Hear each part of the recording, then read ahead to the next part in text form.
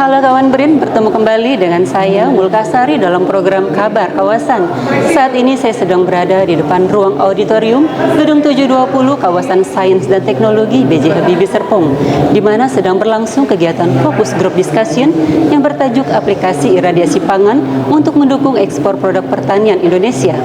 Dengan melibatkan pemangku kepentingan dari sektor pemerintah, industri, dan akademisi, pertemuan yang diinisiasi oleh Organisasi Riset Tenaga Nuklir BRIN diharapkan dapat melahirkan rekomendasi strategis dan juga kolaborasi riset yang mampu mendorong implementasi teknologi iradiasi pangan guna meningkatkan daya saing produk pertanian Indonesia di pasar global. Berikut liputannya. Kepala Organisasi Riset Tenaga Nuklir, Saiful Bahri mengungkapkan, BRIN mengajak pihak industri untuk berkolaborasi dalam pemanfaatan teknologi iradiasi pangan guna menekan food loss di Indonesia yang nilainya mencapai 550 triliun. Melalui skema open platform, diharapkan hal ini dapat membuka peluang pengolahan produk pangan yang memiliki masa simpan yang lebih lama dan memiliki nilai tambah untuk diekspor ke mancanegara. Kami dari Organisasi Riset Tenaga Nuklir melihat bahwa aplikasi teknologi nuklir untuk iradiasi ya sejauh ini pemanfaatannya masih terbatas di Indonesia ini. Ya, oleh karena itu, tugas kami di Organisasi Riset Tenaga Nuklir berupaya untuk mengajak industri begitu untuk memanfaatkan teknologi ini menggunakan platform infrastruktur, platform SDM, dan platform teknologi yang kita punya, yang kita kenal sebagai open platform dan platform kolaborasi di bidang teknologi iradiasi pangan ini, gitu ya.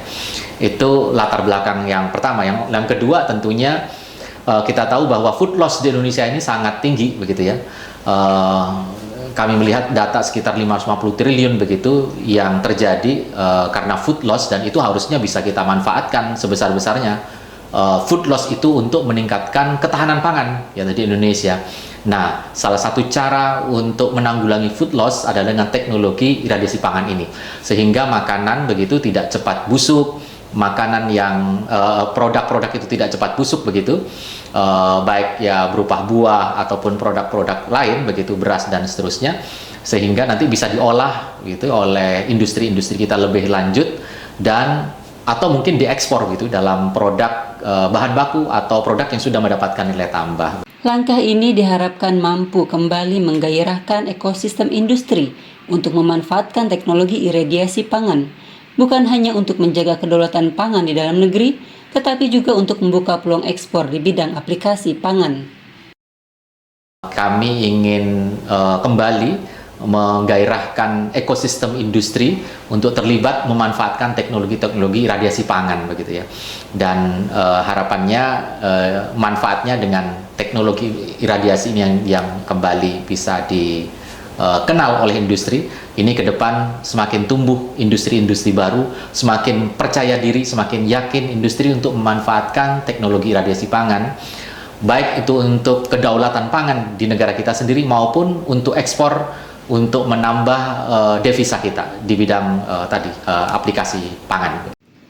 Menurut Dadan Hindayana, Kepala Badan Gizi Nasional, teknologi iradiasi memiliki peran penting dalam menjaga kualitas makanan bergizi yang akan dibagikan kepada siswa sekolah.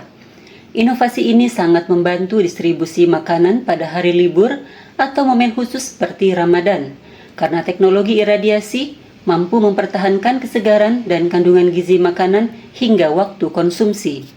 Teknologi iradiasi ini salah satu teknologi yang akan sangat membantu pelaksanaan program makan bergizi, di mana dengan iradiasi bahan makanan akan lebih awet, pangan olahan akan lebih awet, dan ini akan sangat bermanfaat ketika kami harus melakukan kegiatan pada hari libur, di mana anak sekolah itu biasanya jarang ke sekolah, dan kami akan memberikan makanan itu untuk 1-2 hari ke depan, termasuk juga saat Ramadan, di mana makanan kami berikan pada siang hari tapi dimakannya pada malam hari. Jadi ini sangat bermanfaat agar makanan olahan kami, olahan segar, bisa tetap dimakan dengan komposisi gizi yang tidak berubah. Sabto Agung Pramusinto, Kepala SBU Energi dan Industri dari PT Biro Klasifikasi Indonesia, menyambut positif platform terbuka yang ditawarkan oleh BRIN. Menurutnya, teknologi iradiasi menjadi terobosan penting untuk menjaga kualitas, memperpanjang masa simpan tanpa bahan kimia, dan memenuhi standar ekspor. Kolaborasi ini juga mendukung regulasi dan riset bersama. Kami tentu saja sangat mendukung ya platform AEET yang merupakan terobosan yang sangat strategis bagi industri pangan nasional. Dengan teknologi radiasi nuklir kami dapat menjamin kualitas, memperpanjang masa simpan tanpa menggunakan bahan-bahan kimia yang berbahaya. Dan tentu saja hal itu akan memenuhi standar ekspor global. Kolaborasi ini tidak hanya memberikan akses teknologi, akan tetapi juga merupakan dukungan atas regulasi, pembinaan, serta sinergi dalam hal riset. Terima kasih kawan BRIN telah menyaksikan kabar kawasan. Saya Mulkasari mewakili seluruh kru yang bertugas pamit undur diri. Riset dan inovasi untuk Indonesia Maju, BRIN TV, TV Riset Zaman Now.